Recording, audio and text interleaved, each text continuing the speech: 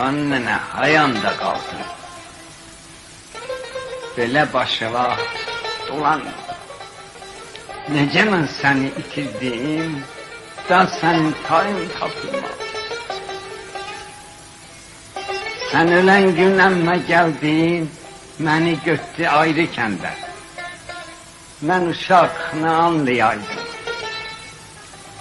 Başımı qatıb uşaqlar, neçə gün mən orada qaldım.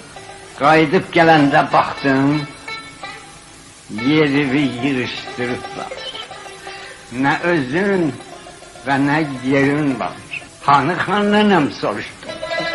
Dedilər ki, xan nənənin aparıbla Kərbəlaya, ki, şəfasını oradan alsın. Səfəri uzun səfərdir. 1-2 il çəkər gəlincə. Necə ağlaram yanıqlı. Neçə gün elə çığırdım.